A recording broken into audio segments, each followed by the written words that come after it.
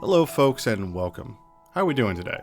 I'm Baka, or Ender Dragonoth, and I am a huge anime fan. And today, I get to bring you Old Baka Yells at Cloud, The Power of Intros, Episode 2. Now in the first episode, in that intro, I hinted that we'd also be talking about movies. However, I was amiss and only talked about anime series. And today, my plan is to correct that.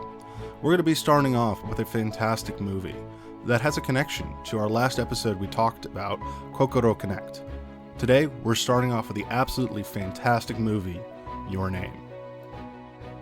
Your Name opens very subtly, with a shot of a comet coming down from the sky, going in through the clouds and passing over a small town.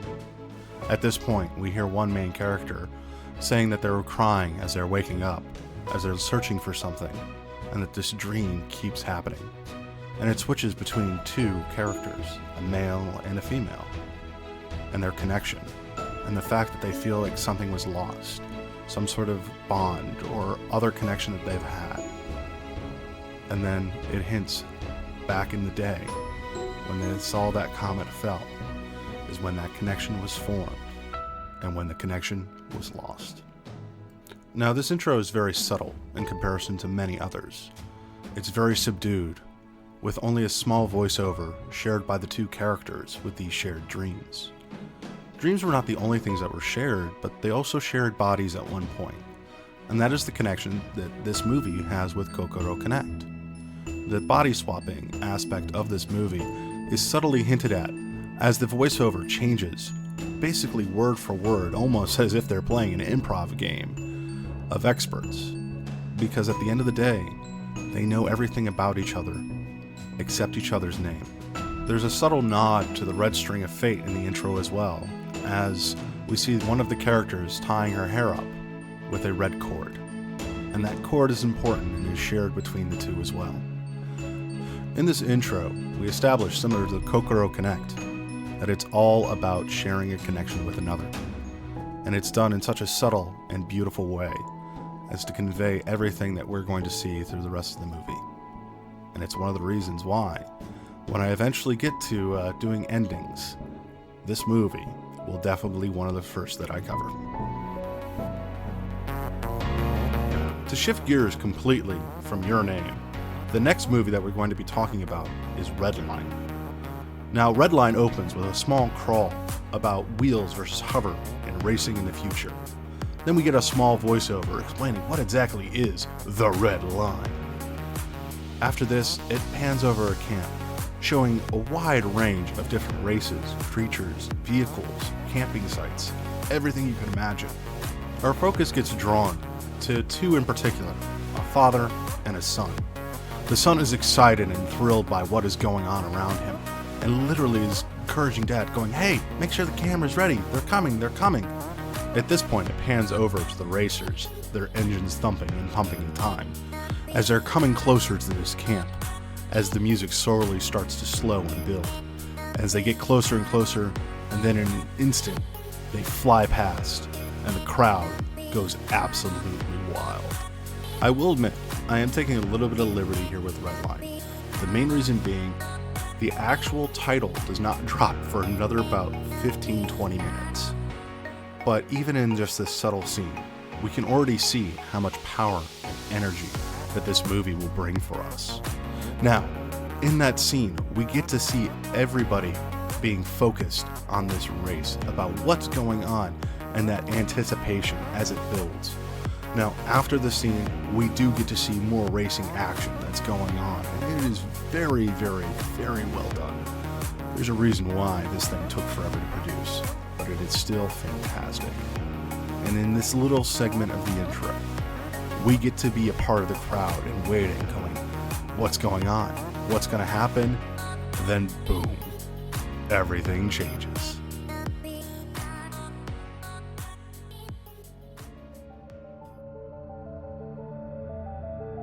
So the next series I'm going to talk about has both a regular classic anime 13 episode series and a movie. And it really, really deserves more. The next one we're talking about is No Game, No Life. Our first episode opening opens in a game field. where there is a major battle going on. Now, there's not many people involved, but it is very evident that this battle's been raging for some time. We see one character getting backed into a cage, then releasing what looks to be an ultimate spell. And then, oh wait, what's that? Their MP bar automatically fills again? And then there's again a giant world-ending spell. It's almost as if somebody is cheating. However, the person they're attacking dodges and comes and takes her head.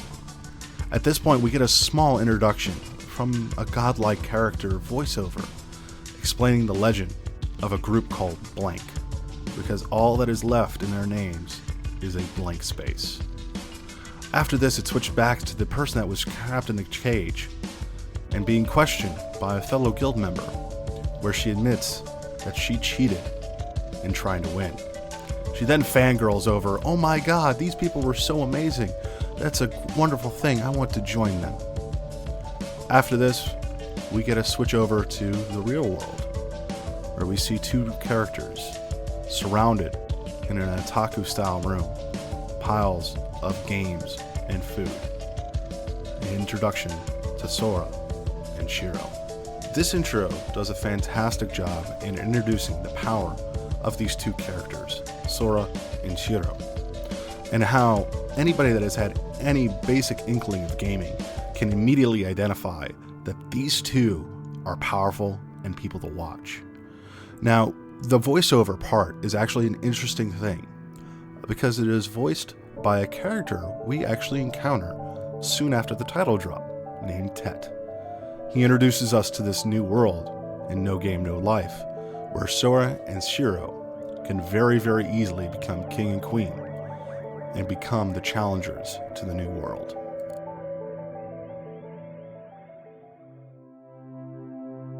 Now, I can't talk about No Game, No Life without bringing up its follow-up movie, No Game, No Life 0. This movie opens up with a small voiceover over a king piece on a large chessboard. Now, one of the striking things is that there is no other pieces currently on this board.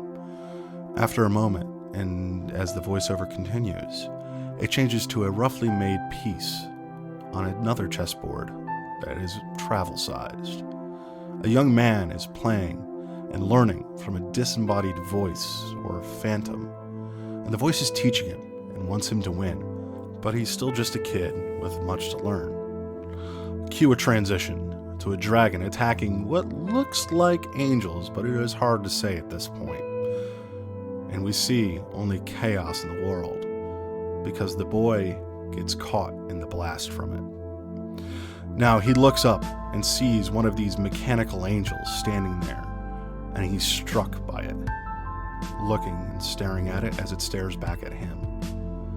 At this point, he grabs his little travel chessboard and runs, but there's already a connection that has been made. The scene then changes to the modern times in Elkia, the land where Sora and Shiro ended up going to in the last series. And we zoom in on two characters, Izuna, a small little fox girl, and Tet, the god of games. He's playing a chess game with Izuna, and she's getting frustrated because she lost and had to give away a prized fish. Tet says he's only ever lost to one other person, and Izuna will never be able to beat him if she can't beat them first. With this, Tet then says, "I'll tell you a story over our next game."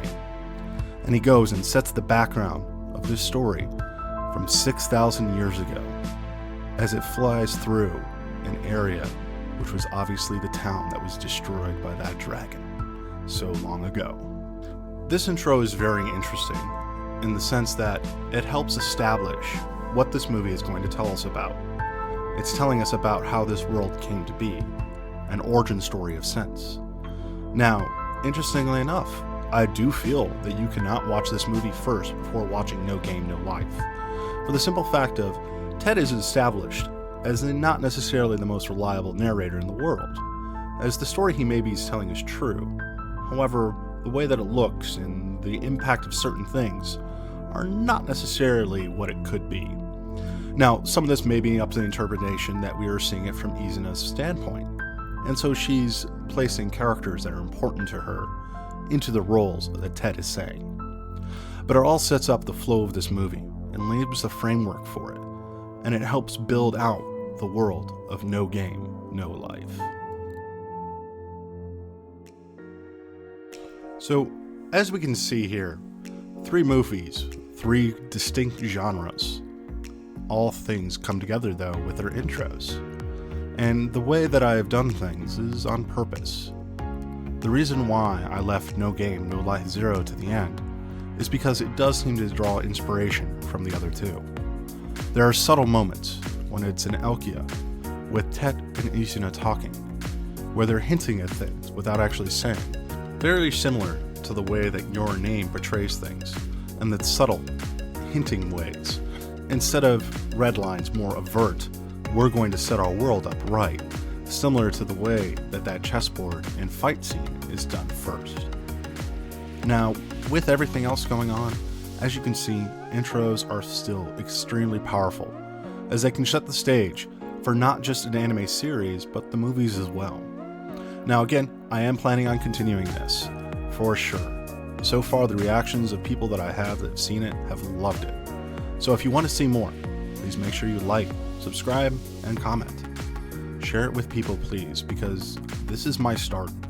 I've gone through some life changes recently, which will allow me to focus a little bit more on what I'm doing here right now. And this is something that, if people enjoy, I will continue to do for as long as I can. So again, thank you very much for listening, and stay safe.